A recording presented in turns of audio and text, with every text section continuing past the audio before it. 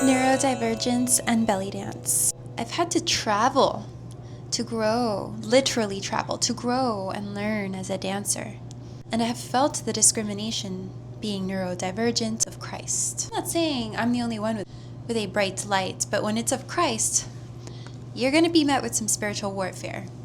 And it's an honor. I know that's something Christ, Yahushua, and the Marys want me to embark on in order to stay grounded in them, connecting with the lands, rather than getting lost in the dehumanization that comes with this cutthroat belly dance, or fusion dance in general, industry. And that's something they'll never tell you, but you're going to hear it from me because we keep it real over here, okay?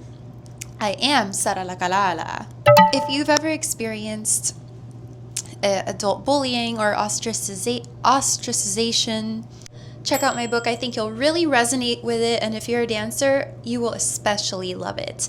Now, going back to what I was saying, despite the dehumanization that exists in the industry, I have found pockets of awesome women who have been really fun to share memories with, dance with, learn with, alongside, and incredible teachers, albeit part of the hierarchical structure that sometimes may tell them, hey, do or don't talk to this said dancer. Do or don't mentor her. So some of us, we find ourselves having to mentor, to self-mentor. And while that could be difficult and a very lonely journey, it could also be very rewarding because I've realized I'm just happy being on my own journey. It helps me really see through people for who they are and not what they present themselves to be to their cohorts and their communities, which coddle them no matter what. Okay, I've walked through the fire a million times. By a million, I mean plenty. And I've had to see a lot. Like they say, kill your idols, not literally. Undo idolatry. I had to realize, hey, that I appreciated, but she didn't really, and she herself told me, don't do that. And she showed me why, saying very weird, questionable things, followed up by that.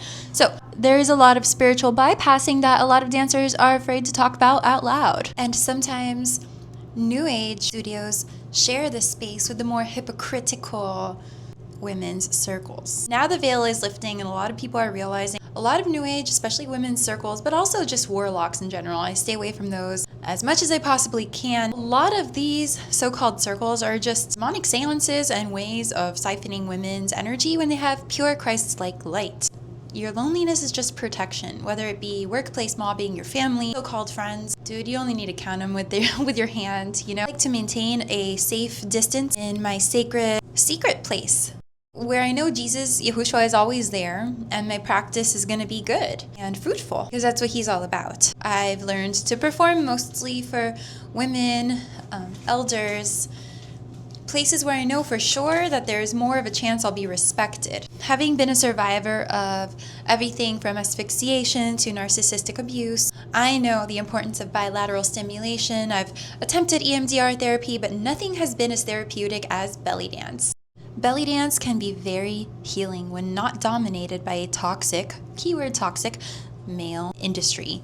I've observed that even the women who run the show tend to become very masculine in their competition, or I never use this word unless I really mean it, but Jezebelic nature when it comes to their territory, I guess. When their demonic principality is theirs, they're not going to share it. And that's okay with me. I'm not going to bend over backwards and do cartwheels for them to give me a piece of their principality that I don't need to be in. Because if you try too hard to get into spaces that God does not want you in, they will mess with your psyche, or try to. Psychological theater to discourage you away from them, but don't let that discourage you away from the sacred practice that heals you and keeps you away from them looshing your energy. If you're part of my niche, then don't even get me started on what I've survived energetically at everything from hookah bars to beauty salons and even local restaurants. They'll know that this is something that God put on your heart. They'll know it's a gift of yours. But if you're not part of the hierarchy, they don't care. They don't care, and they're easily swayed by the opinions of others. So you have to stay firm, and remember, you're not what people want you to think you are. You are what you know You are, because your identity is in Christ. So I don't know who needed to hear that, but don't stop dancing. Bye.